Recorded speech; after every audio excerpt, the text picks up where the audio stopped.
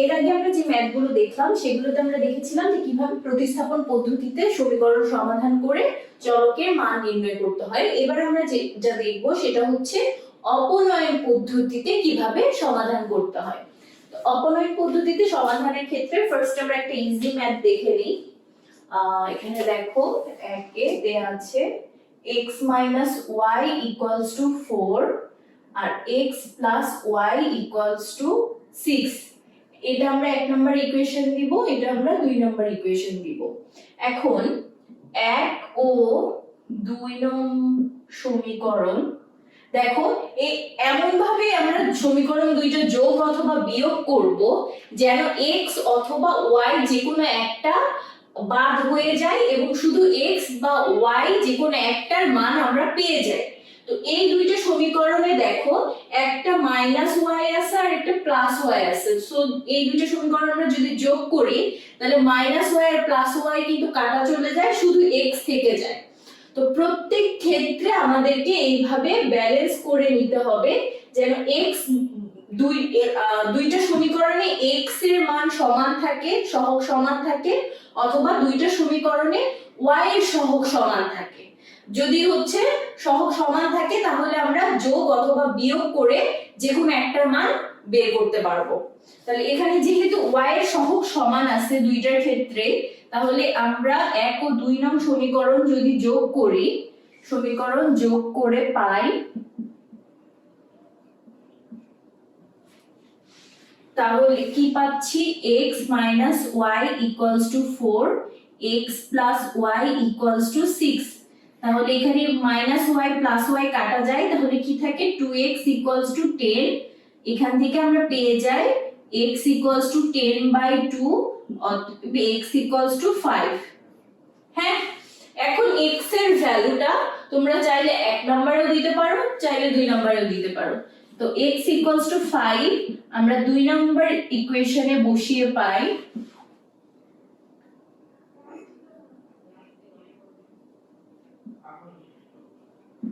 (5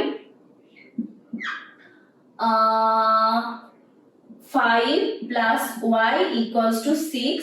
So y = 6 - 5, y = 1। তাহলে এখান থেকে আমরা নির্ণেয় সমাধান কি পাবো? নির্ণেয় সমাধান x y = 5 1, অর্থাৎ x এর ভ্যালু 5 আর y এর ভ্যালু হচ্ছে 1। 2 নম্বরে আমরা যাই। এখানে দেখো 4x + 3y = 15, 1 নম্বর ইকুয়েশন। 5x + 4y = 19, 2 নম্বর ইকুয়েশন।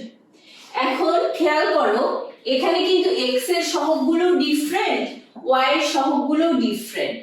এখন আমি দুইটা সমীকরণে যদি সহগ সেম করতে চাই তাহলে দেখো এখানে 3y আছে না, এখানে যদি আমি 4 দিয়ে গুণ করে দেই তাহলে কত পাবো? 12y। আর 2 নম্বর সমীকরণকে যদি আমি 3 দিয়ে গুণ করে দেই তাহলেও কিন্তু এখানে 12y পাবো। দ্যাট মিন্স আমাদের অপনয়ন পদ্ধতিতে কাজ হবে x অথবা y যে কোনো একটার দুইটা সমীকরণের সহগ যেন সমান হয় সেইটা আগে ইনশিওর করা, তারপরে আমরা যোগ অথবা বিয়োগ করে যে কোনো একটার মান কেটে ফেলে আরেকটার মান বের করে ফেলবো। তাহলে এখন আমরা এখানে কি করব? 1 নম্বর সমীকরণকে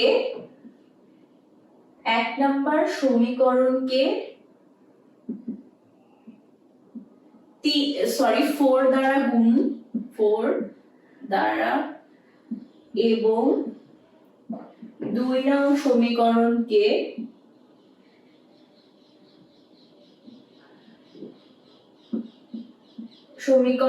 3 দ্বারা গুণ করে পাই।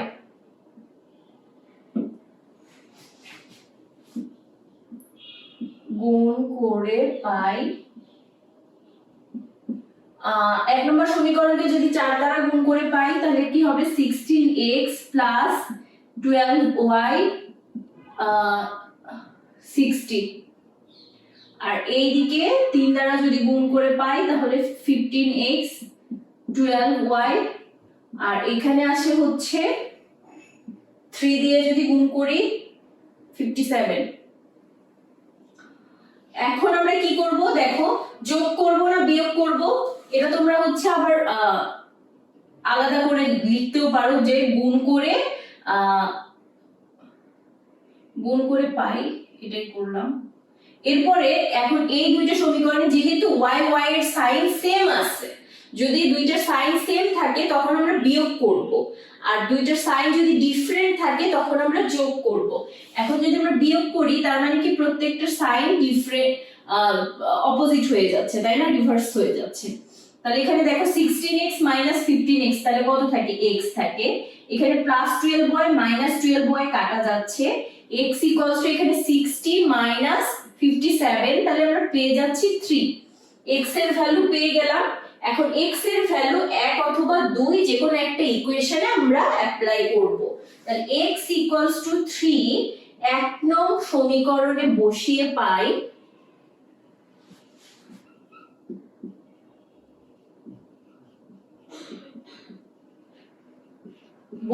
পাই কত হবে, 4 × 3 + 3y = 15। So 12 + 3y = 15। এখান থেকে আমরা কি পাবো, 3y = 15 - 12, তাহলে 3y = 3, y = 1। সো নির্ণেয় সমাধান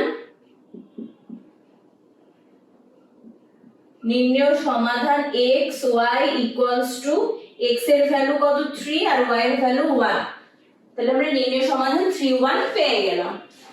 3 নম্বর ইকুয়েশনে দেখো কি দেয়া আছে, x + ay = b R ax - by = c। হ্যাঁ, তাহলে এখানে দেখো আমি x এর সহগটা আমার যদি সমান করতে চাই তাহলে যে কোনো একটাকে গুণ দিলেই কিন্তু হয়ে যাচ্ছে, আর y এর সহগ যদি সমান করতে চাই তাহলে দেখো এটাকে b দিয়ে গুণ করতে হবে, এটাকে a দিয়ে গুণ করতে হবে। তো এটার থেকে আমার ইজি কি যে আমি x এর সহগগুলো সমান করি। তাহলে এখানে 1 নাম্বার ইকুয়েশন, এটা 2 নাম্বার ইকুয়েশন দেই, তারপর আমরা কি করব, 1 নং কে a দ্বারা গুণ করে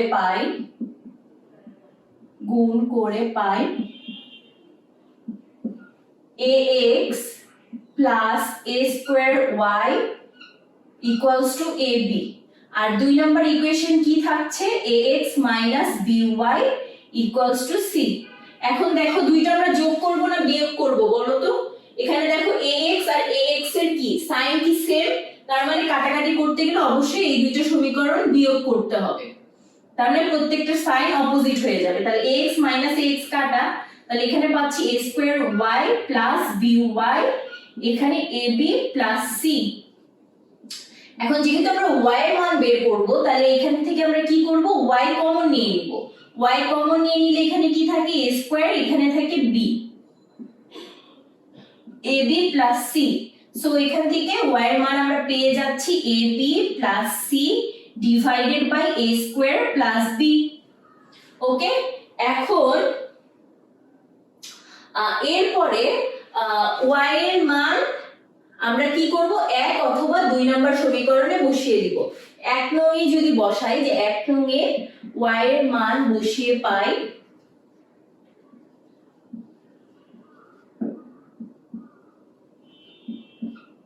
x =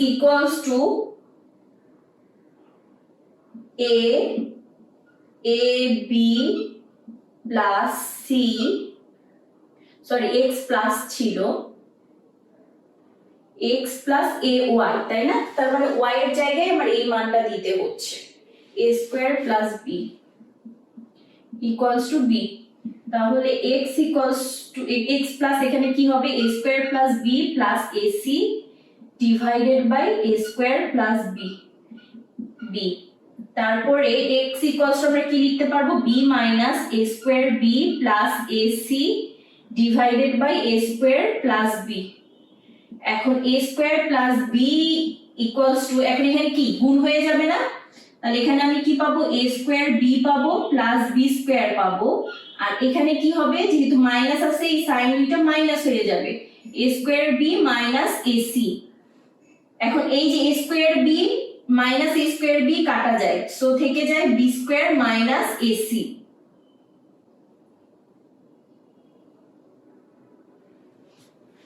আর নিচে থাকে হচ্ছে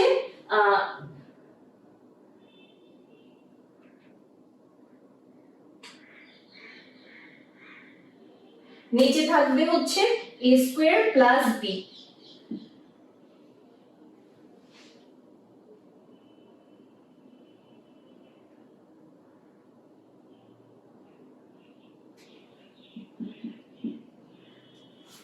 আচ্ছা সরি, আমি একটা জিনিস ভুল করেছি তোমাদের, এখানে দেখো, এখানে কি ab মাইনাস c হওয়ার কথা না, এখানে তো মাইনাস সাইন ছিল, সো ab মাইনাস c,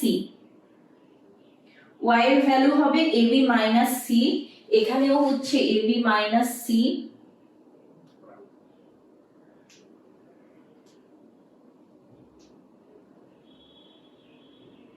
তাহলে মাইনাস মাইনাস এখানে কি প্লাস হবে, b square plus ac। So x এর ভ্যালু আমরা পেলাম b square plus ac, a square plus b, বা এইটাকে আমরা এইভাবেও লিখতে পারি যে ac বা ca plus b square divided by a square plus b। So এখন নির্ণেয় সমাধান আমরা কি লিখব, নির্ণেয় সমাধান আমরা লিখব x y equals to ab minus c divided by a square plus b, আর হচ্ছে ca plus b square a square plus b। Sorry sorry, x এর ভ্যালু কোনটা ছিল, এইটা ছিল না, সো এইটা আগে হবে ca plus b square divided by a square plus b, আর হচ্ছে y এর ভ্যালু কি ছিল ab minus c a square plus b।